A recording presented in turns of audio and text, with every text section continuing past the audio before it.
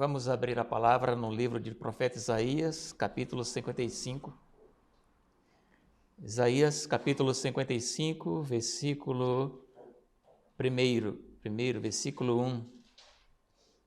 Ó vós, todos os que tendes sede, vinde às águas, e os que não tendes dinheiro, vinde, comprai e comei. Sim, vinde comprai sem dinheiro, sem preço, vinho e leite. Amém. Irmãos, eu quero falar hoje aos irmãos sobre o convite à salvação, é o tema.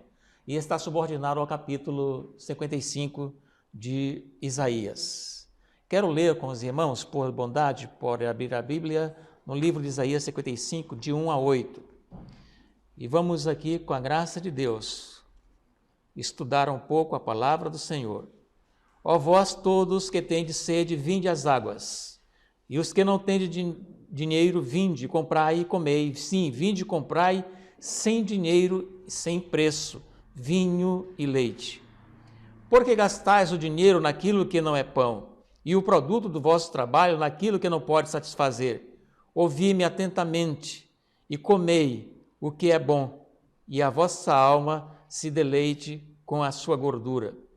Inclinai os vossos ouvidos e vinde a mim. Ouvi e a vossa alma viverá, porque convosco farei um concerto perpétuo, dando-vos a firme beneficência de Davi. E eis que eu o dei como testemunha aos povos, como príncipe e governador dos povos.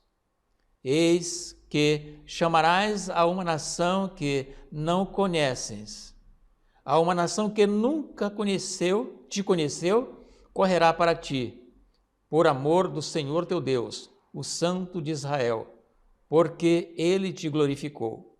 Buscai ao Senhor enquanto se pode achar, invocai-o enquanto está perto. Deixe o ímpio o seu caminho e o homem maligno os seus pensamentos, e se converta ao Senhor, que se compadecerá dele. E torne para o nosso Deus, porque grandioso é em perdoar. Porque os meus pensamentos não são os vossos pensamentos, nem os vossos caminhos os meus caminhos. Porque assim como os céus são mais altos do que a terra, assim os meus caminhos mais altos do que os vossos caminhos, e os meus pensamentos mais altos do que os vossos pensamentos. Amém. Amém. Queridos, vamos analisar bem esses versos. Deus, ele sempre tomou a iniciativa de ir em busca do ser humano. Lá no Éden, no livro de Gênesis, no capítulo 3, versículo 15, existe uma promessa de um libertador. Até os evangelhos, esteve sempre empenhados em buscar e salvar o perdido. Deus, ele tem um alvo na vida, um projeto, que é buscar e salvar o perdido. O plano da redenção foi feito muito tempo antes deste mundo ser criado. Se por acaso houvesse uma catástrofe como aconteceu, o plano já estaria formulado. Cristo desceu, encarnou em carne, viveu aqui 33 anos como ser humano e como ser divino também. Mas ele deixou escrito no livro de Lucas o seu objetivo. Lucas capítulo 19, versículo 10. O objetivo de Cristo ter descido a esta terra, a este globo, está expresso no versículo 10.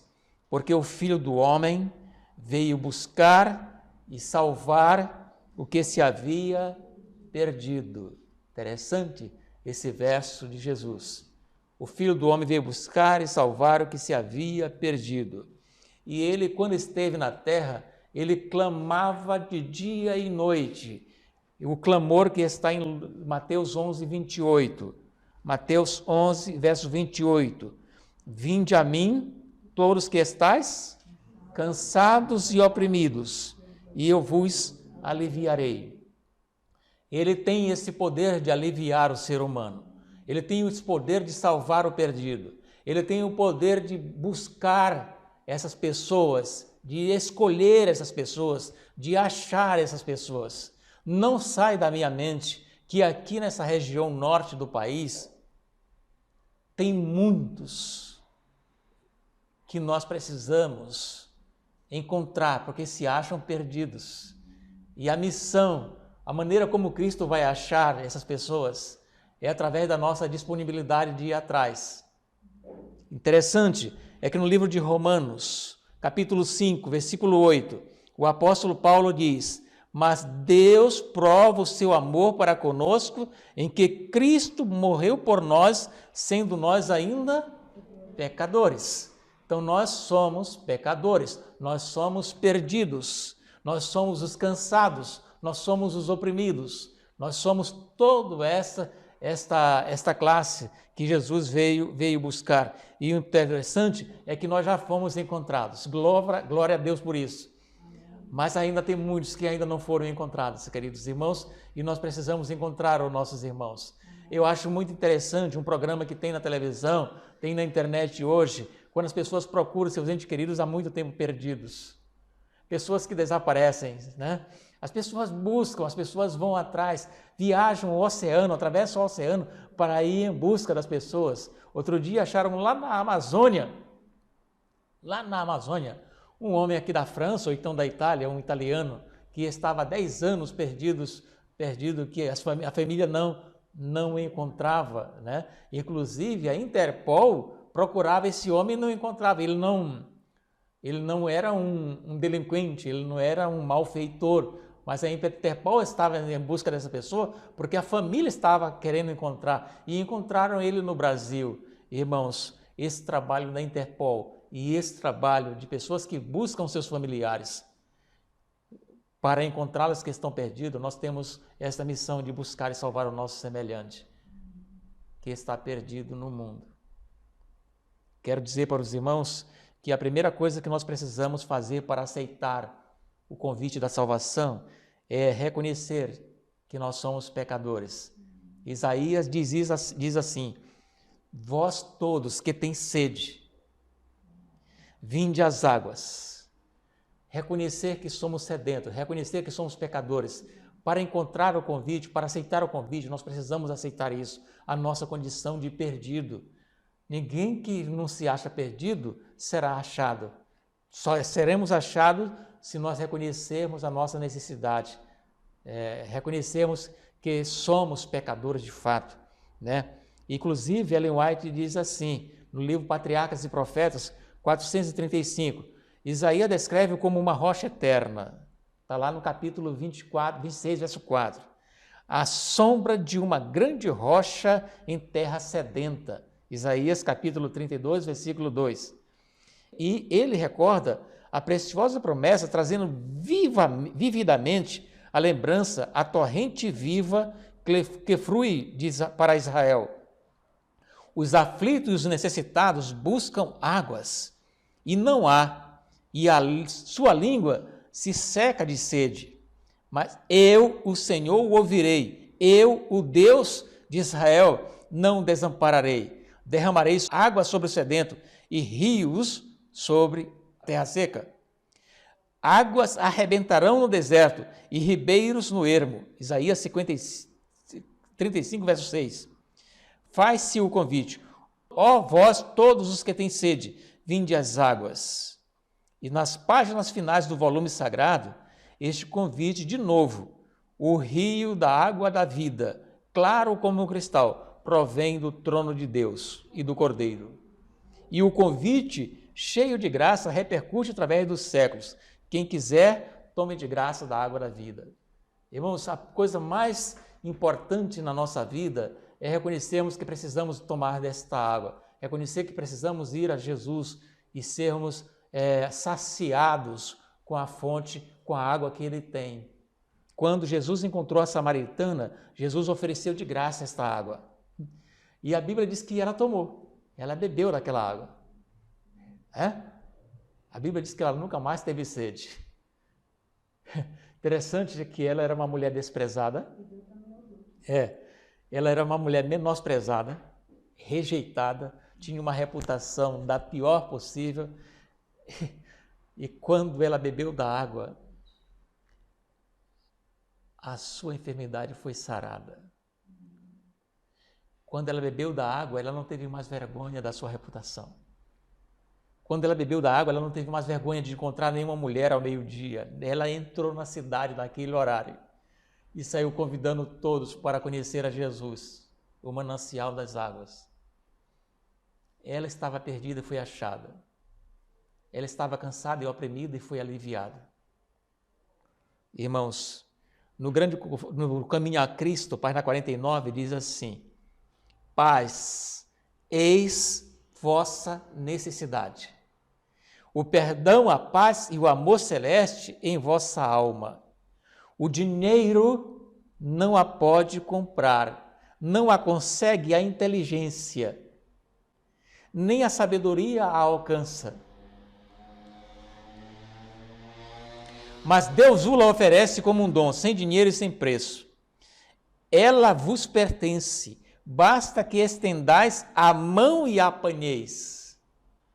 Diz o Senhor: ainda que os vossos pecados sejam como a escarlata, eles se tornarão brancos como a neve. Ainda que sejam vermelhos como o carmesim, se tornarão brancos como a lã. Eu vos darei um coração novo e porei dentro de vós um espírito novo. São esses textos que me animam a continuar na igreja. Entende, irmãos? São esses textos que me fazem crer que eu vou estar na eternidade. Entende? Eu não tenho dúvida que vou estar na eternidade. E eu não tenho dúvida também que os irmãos vão estar comigo. Porque está escrito aqui, irmãos, que Deus ele vai transformar os nossos pecados vermelhos, negros. Entende? E vai nos vestir com a sua justiça. A parábola de Jesus diz assim, página 233 e 234, devemos ver nesses sofredores aqueles a quem Cristo veio salvar. Seu convite é: ó vós todos que tendes sede, vinde a mim, e vós todos que não tendes dinheiro, vinde e comprais e comei. Vinde e comprai sem dinheiro e sem preço. Ouvi-me atentamente, comei do que é bom, e a vossa alma se deleite na sua gordura. Inclinai os vossos ouvidos e vinde a mim. Ouvi e a vossa alma viverá. Isaías 55, 1-3. Continuando, a Ellen White, comentando esses versos, diz: Deus deu um mandamento especial pelo qual devemos estimar o estrangeiro, o desterrado e as pobres almas destituídas de poder moral. Destituída de poder moral. Já ouviram aquela expressão assim, você é um homem sem moral? Já ouviram? Você não tem moral para nada. São essas pessoas que Jesus diz assim, ele deu um mandamento especial para nós, pelo qual devemos estimar o desterrado e as pobres almas destituídas de poder moral. Então, quando você vê alguém sem moral, irmãos, nós temos um mandamento dado por Deus para com aquela pessoa que é sem moral, que não tem moral. Muitos que apresentam completa indiferença pelas coisas religiosas, no coração anseiam descanso e paz. Muitos que dizem, eu não quero este folheto. Muitos, eu não quero um estudo bíblico, eu não quero a tua visita na minha casa. Ellen White diz o seguinte, muitos que apresentam completa indiferença pelas coisas religiosas, no coração anseiam descanso e paz. Já ouviram aquela frase assim, não julgueis pela aparência? Isso é para nós, está vendo, irmãos? Quando Jesus disse, não julgueis pela aparência. Jesus falou isso lá atrás para Samuel com os filhos de Jessé, lembram? Não, esse aí é bonito, mas não é esse. Esse é grande, é forte, é alto, mas não é esse. Jesus disse, o meu está lá no campo. Está bem claro? É pequeno, franzinho, não tem muita cultura, está no campo, trabalhando, é esse que eu quero. Então, quando a pessoa se apresenta assim como gigante, como Golias, eu não quero saber do evangelho, lá no coração é uma criança indefesa que está precisando de um colo. Diz, não, vamos beber da água. sabedoria dada por Deus para discernir isso. Embora tenham caído no mais profundo abismo do pecado, a possibilidade de salvá-los. Os servos de Cristo devem seguir o exemplo. Andando de lugar em lugar, consolava ele os sofredores e curava os enfermos. Apresentava-lhes, então, as grandes verdades de seu reino. Jesus curava os enfermos, aliviava os sofrimentos e depois apresentava o quê? As verdades do reino. Aqui está a obra médico-missionária. Esta é a obra de seus seguidores. Aliviando o sofrimento do corpo, achareis caminho para socorrer as necessidades da alma. Podereis apontar ao Salvador exaltado e contar do amor do grande médico que unicamente tem o poder de restaurar. O poder de restaurar a alma. Diga aos pobres, desanimados e corrompidos que não se desesperem. Embora hajam errado e não tenham formado um bom caráter, Deus tem alegria em restabelecer-lhe a alegria da salvação. Compraz-se em tomar material aparentemente sem esperança aqueles por quem Satanás operou e fazê-los súdito de sua graça. Entende? No dia 8 eu fiz uma visita a um casal. E aí a esposa de vez em quando derramava lágrimas. Eu ia falando as palavras de Deus e ela chorando, né? E aparentemente ela é uma gigante. Aparentemente ela é uma gigante. Mas ela chorava. Depois eu abracei, orei com ela, abençoei. Queridos, eu quero dizer para os irmãos que não devemos julgar pela aparência. Tem muitas pessoas aí que estão dizendo: vem cá, me dê um abraço, vem cá, me dê uma palavra, né? A boca até diz assim, eu não quero, mas o coração está dizendo, eu quero sim, eu quero, não vai embora da minha casa, da minha vida, não desapareça, apareça aqui. Tem pessoas clamando assim, e nós temos que ter, como eu falei aqui dias anteriores, visão espiritual para ouvir. Para ouvir. Sabe, irmãos, quando Jesus esteve lá naquela noite do julgamento, que Pedro negou, Jesus ouviu o clamor de Pedro, eu não quero te trair, eu te amo. E Jesus olhou para Pedro e disse, eu já te perdoei, eu te amo também, tu não vai te perder como Judas. Entende, irmãos? Quando aqueles endemoniados saíram, Jesus, eles não conseguiam falar, mas Jesus ouviu lá no coração eles clamando, eu preciso que tu me liberte, me expulse esse demônio. E Jesus expulsou o demônio de todos, entende? Os servos de Deus têm que ter esse discernimento, têm que ouvir essa voz da alma clamando. Não devemos ter medo daqueles que estão rejeitando, devemos nos aproximar dele, embora que eles estejam lá no fundo do pecado. Existe um texto no livro de Isaías, no capítulo... antes de ler esse texto de Isaías, eu preciso completar o texto, irmão, do parábola de Jesus. Deleita-se em livrá-los da ira que virá sobre o desobediente. Deus deseja livrar da ira que vai cair sobre o desobediente. Dizei-lhes que há purificação e salvação para todo ser humano, e há um lugar para eles à mesa do Senhor. Essa semana eu ouvi uma pregação do pastor adventista, que eu gosto de ouvi-lo. Ele é uma pessoa, pela aparência, é muito humilde, né? O pastor Arilton, já ouviu falar? Pastor Arilton. Ele fez uma pregação sobre Mefibosete. No final da pregação dele, ele disse assim, ele ilustrou que Davi estava com uma mesa posta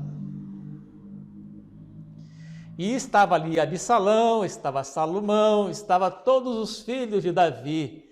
E ele disse, vamos comer. Diz que um dos filhos disseram, está na hora, vamos comer.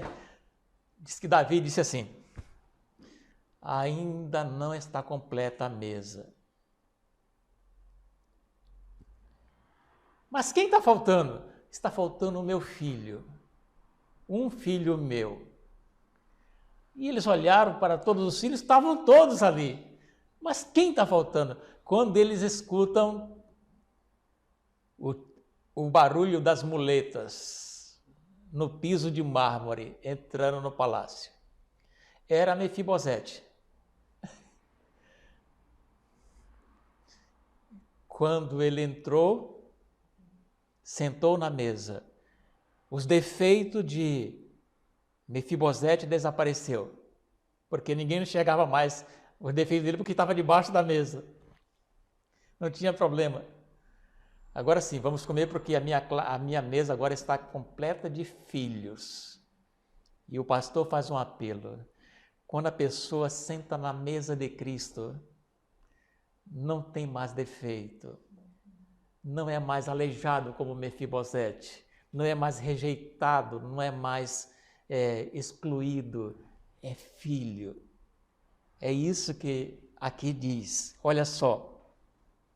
Há um lugar para eles à mesa do Senhor. Ele espera dar-lhes as boas-vindas. Irmão, no texto de Isaías 55:2 diz, por que gastar dinheiro aquilo que não é pão? Existe um livro pouco lido da irmã White, eu vou dizer para os irmãos já, um livro pouco lido, chama-se Testemunho sobre Conduta Sexual. Esse livro é muito inspirado, muito bom mesmo. Na página 143 diz assim, não pode você vir exatamente agora, tal qual se encontra dizendo, nada em minhas mãos eu tenho. A tua cruz, tão só eu me sustento? Porque gastais o dinheiro naquilo que não é pão, e o vosso suor naquilo que não satisfaz. Ouvi-me atentamente, comei o que é bom e deleitareis com finos manjares. Inclinai os vossos ouvidos e ouvi, e a vossa alma viverá, porque convosco farei uma aliança perpétua, que consiste nas fiéis misericórdias prometidas a Davi. Maravilha! A outra necessidade, irmãos, que está no capítulo 55, versículo 3, é a necessidade de se dispor a ouvir a voz de Deus. Porque farei convosco uma aliança. Ouvi e vossa alma viverá. Nós precisamos ouvir a Deus todos os dias de nossa vida. No livro de Profetas e Reis, página 699, diz, 696, a Israel foi feita a promessa, eis que eu o dei como testemunha aos povos, como príncipe e governador dos povos. Eis que chamarás a uma nação que não o conheces, e a uma nação que nunca te conheceu, correrá para ti. Irmãos, no capítulo 46, versículo 13, diz assim, faço chegar a minha justiça e não estará longe. A minha salvação não tardará, mas estabelecerei em Sião a salvação, em Israel a minha glória. Estas palavras, em palavras e obras, o Messias devia revelar à humanidade durante o seu ministério terrestre a glória de Deus. Cada ato de sua vida, cada palavra proferida, cada milagre operado devia ter em vista tornar conhecido à humanidade caída o infinito amor de Deus. No livro de Isaías 55:6, aqui está uma outra necessidade. Buscar ao Senhor. Devemos reconhecer que somos pecadores. Devemos ouvir a voz de Deus, e agora nesse verso diz que devemos buscar ao Senhor. Testemunho para Ministro diz assim, página 415. Qual é a mensagem que devemos dar? A mensagem está escrita aqui, irmão. Ó, vós todos que tendes sede, vinde às águas. Esta é a mensagem que devemos pregar. Bom,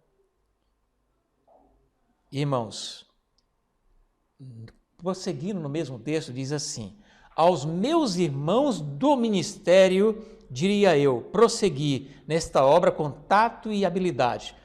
Ponde a trabalhar os moços e as moças em nossas igrejas. Combinai a obra médico-missionária com a proclamação do terceiro anjo. Envidai esforços regulares e organizados no sentido de tirar as igrejas do ponto morto em que tem caído e em que por anos tem permanecido. Enviai às igrejas obreiros que apresentem os princípios da reforma de saúde em ligação com a mensagem do terceiro anjo a cada família e indivíduo. A todos incentivai a tomar parte na obra em favor de seus semelhantes e vede se não voltará rapidamente essas igrejas o fôlego da vida.